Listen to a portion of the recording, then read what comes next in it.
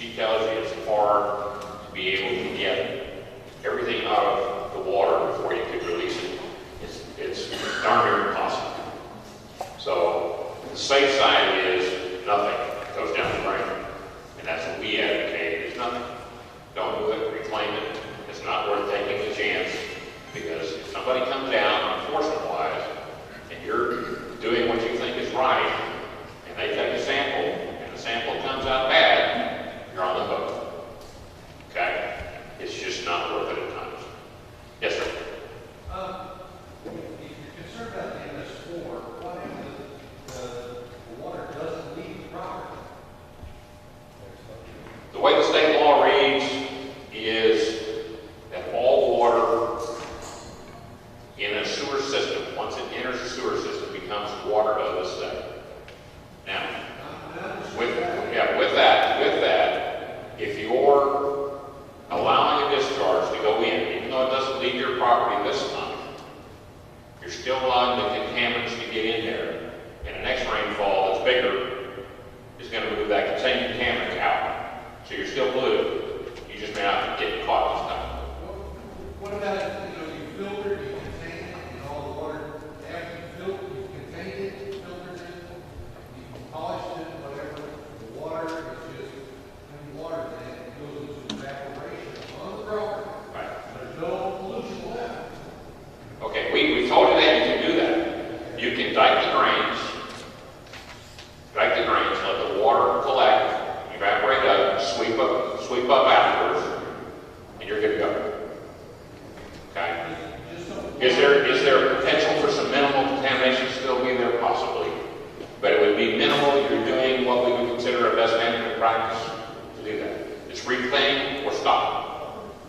Okay? You stop it, you let it dry up, sweep up afterwards, and then open the drains back up. You're good to go.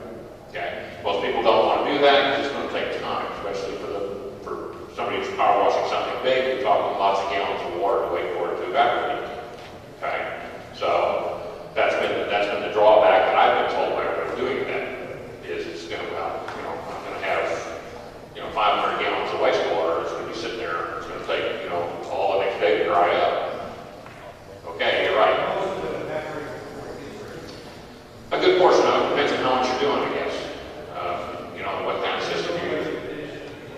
Yeah, but that's the drawbacks. When I mentioned that before, that's been the argument on the power washer side. But you can be compliant on the Correct. You clean up afterwards. If you don't let it get in the drain, that's all we're talking about. It can't get in the drain. It can't be released to the sink.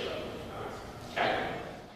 Sergeant Mike Walsh, he's within the police department with the environmental crimes unit, and some of you in the power washing industry have probably met him at one time or another. He's been big in the power washing side of issues in our department.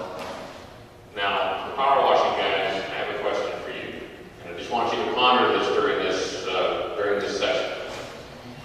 I hear a lot about BMPs, best management practice. Now, my question to you is, do best management practices change as circumstances change? Now, I hear a lot of people complaining about, well, we're following industry best management practices. Do those practices change according to the circumstances? Do new practices come into play? Okay, we'll talk about that more when I'm up later, but I want you to think about that question, because that's something that's is a sticking point, it seems, to a lot of folks.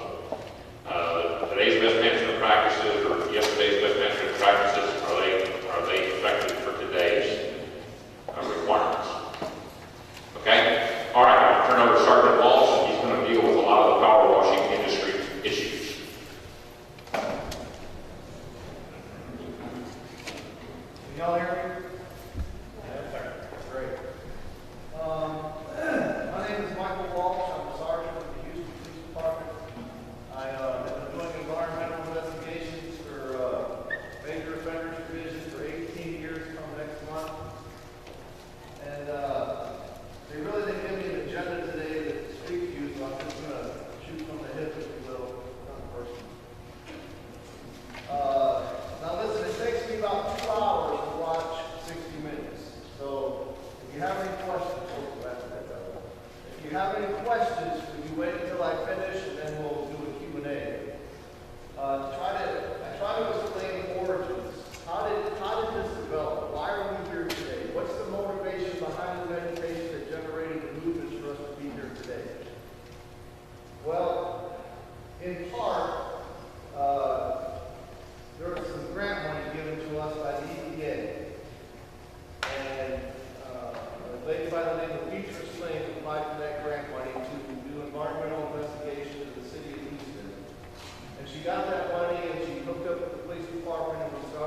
90-day turnaround basis for officers to come to work in this unit.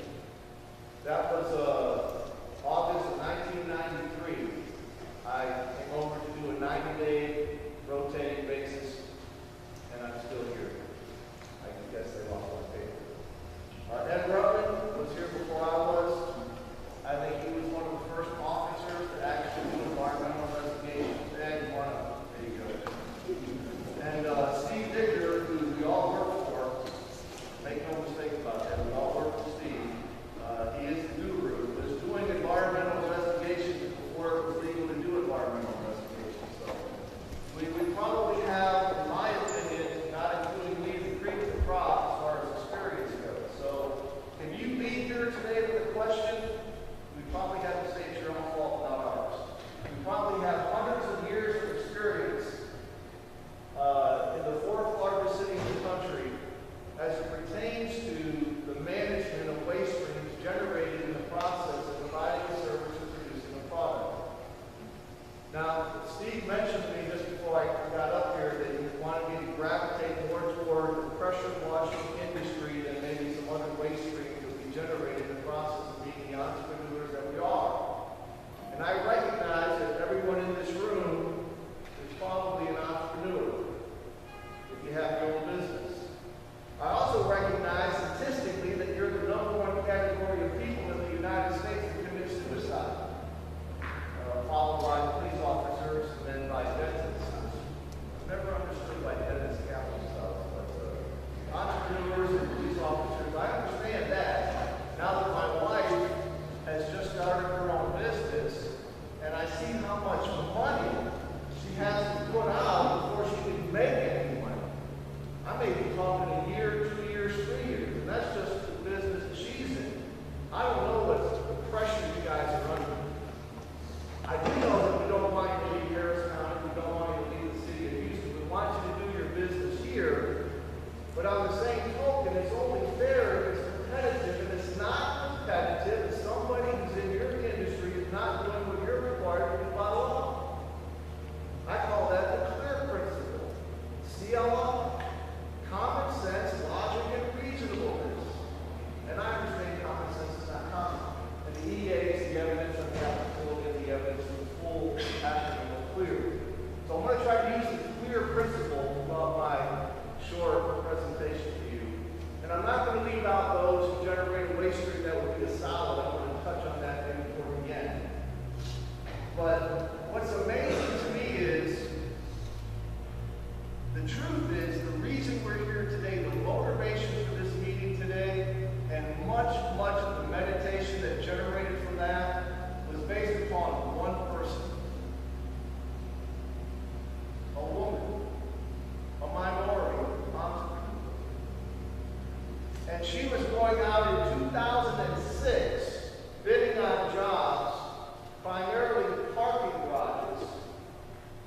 And when she would go to places like the Galleria, Texas Medical Center, Herman Memorial, Hines Management, Standard Parking Corporation, and these so-called main players, if you will, she'd tell them, hey, here's my business, here's my bid, and oh, by the way, here's a copy of the law that says if you generate a waste stream, you have to reclaim that waste stream, and you cannot discharge it down the storm sewer because we have as Noreen said, a separate storm sewer system which goes into the bayou. And by the way, this is my hometown. And Houston's called what, people? Bayou City. Well, what was the problem? I don't know whether it was a problem because she was a female, whether they thought, she's not one of the good old boys, which, by the way, those days are gone, just in case you don't know. And we can thank God for that. But she even told him, she said, listen, my bid will not be a low bid, but I will recover the maximum amount of the wastewater that I generate in the process of providing the service for your company. As per state law, which is just a reflection of federal law. And there was a problem. Her phone wasn't ringing. So when her phone didn't ring, guess whose phone rang? Well, we're on this interagency task force that Steve Dicker has put together with the EPA, TCEQ, I think back then it was TNRCC, the U.S. Coast Guard, Harris County Pollution Control, the City Health Department, and every other agency, Texas Parks and Wildlife, BPS. She got on the phone and she called everybody. And she said, hey, this is not fair. It's not competitive. I'm losing money. Because some of these contracts, like Texas Medical Center that has, at that time, 19 parking garages, to bid out one of those parking garages would be like $60,000, $70,000, $80,000 just on one garage. And I think now they have 21. And they clean these garages once a year. I mean, do the numbers.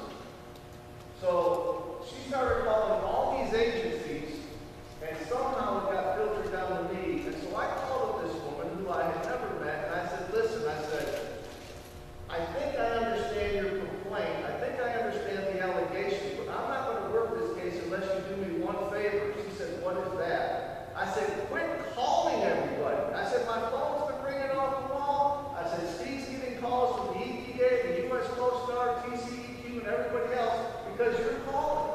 I said, quit calling everybody so we don't duplicate the process and reinvent the wheel. She said, okay. So finally the phone call stopped.